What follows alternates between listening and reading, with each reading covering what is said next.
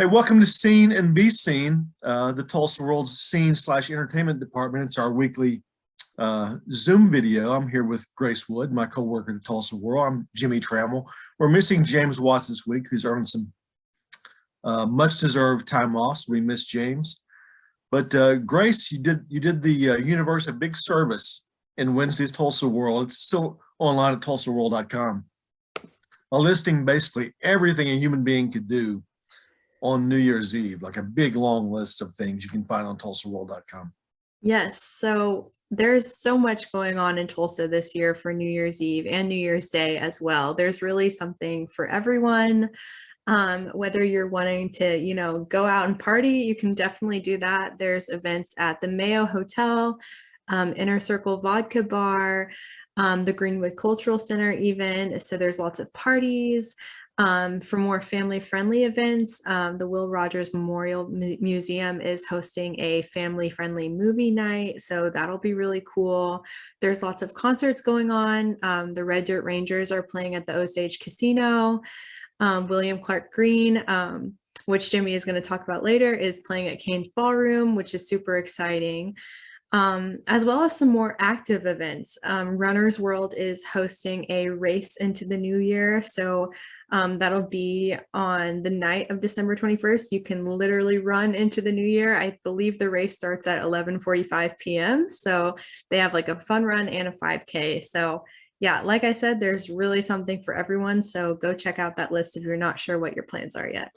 On tulsaworld.com. And you mentioned I talked to one of those people you had mentioned in your list, William Clark Green, who's going to play the New Year's Eve show at Cain's Ballroom. That's a big gig to play Cain's on New Year's Eve. Grace, I had a dilemma about this story, though, because I wanted to write about the reason he's coming to Tulsa, which is to play Cain's Ballroom, one of his favorite places in the world. And one of these days, he wants to make a live album at Cain's, which I think would be really cool. Yeah. But, also, even though it's not, quote unquote, the story, I had to ask him about the running kind of feud he has. It's a playful feud with fans on social media about chili is no longer chili if you put beans in it. I don't know if you feel strongly about this. I mean, can chili be chili with beans in it? I don't know. I think so. I mean, I feel like I usually have beans in my chili. I don't really feel any way against beans, but I mean, that sounds like a really interesting debate. I kind of put it in at the bottom of the story because we wanted to get the news up top, but to hear him talk about why this is the hill that he wants to die on is he even has a song about this called the Chili Song. No, Wow. Put beans in my chili. But Wow. he's not as serious about this as you might lead to believe if you followed him on social media, which he's very entertaining on social media. Normally you would have a Saturday World of Homes type story. Instead, you're switching. You've got a Thursday story this week, right? Yes. So this week I talked to two women, Mandy Tomasi and Jordan, what's her last name? Philbeck. I wanted to say Philbrook.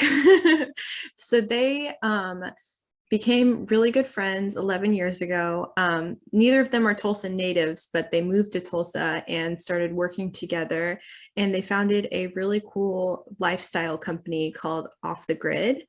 And it's kind of all about, living your life, not according to the status quo, and, just really like building self-confidence and reaching your goals and like achieving your full potential. So in addition to athletic apparel, they also host a podcast that comes out every week. And they have a Facebook group with over 6,000 members where they just kind of like support and encourage each other. And then they also do weekly lifestyle coaching. So they're really trying to start a cool movement. Their company got started about 2 years ago, kind of when COVID first took off, and they just knew people would need like some more encouragement and kind of light and joy during that time. So that was kind of their driving force. And it's really cool because it's a completely women and Native American owned business.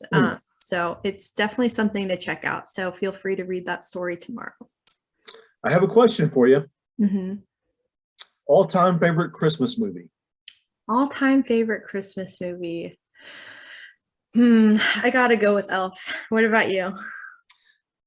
I don't know that it's really a movie. It's more of a TV special, but it's hard for me to not really like Rudolph.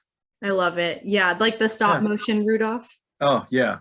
And, So the good. abominable snow monster and all that good stuff. Yes, I love it.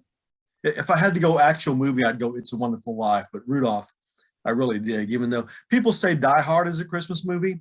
It's almost a monster movie with that abominable snowman. That's scary for a kid, right? Yeah, it is. I definitely was scared. Well, the reason we bring up Christmas movies is there's a new one out in 2021.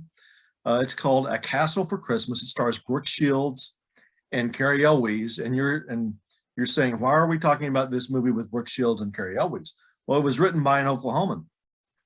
Allie Carter is an Oklahoma author, has written, she's a New York Times bestselling author, has written many books, series of books over the years. And this is her first screenplay to be adapted into a movie. But you can catch A Castle for Christmas on Netflix. At one point, it was the #1 streaming Netflix movie in the world after its release. And we have a story about A Castle for Christmas and Allie Carter in Friday's Tulsa World. Very cool. I have to go watch it now. Are you a? It's a rom-com. Do you like the rom-com kind of movies? Yeah, love a good rom-com. Okay. Well, I don't think we have anything else to talk about this week, do we? No? No. Okay. Well, Grace, have a Merry Christmas. Everyone listening to this, please have a Merry Christmas. Grace, get us out of here. All right. Merry Christmas, everybody. Thanks for tuning in. Okay, bye. For more information, you can visit tulsaworld.com.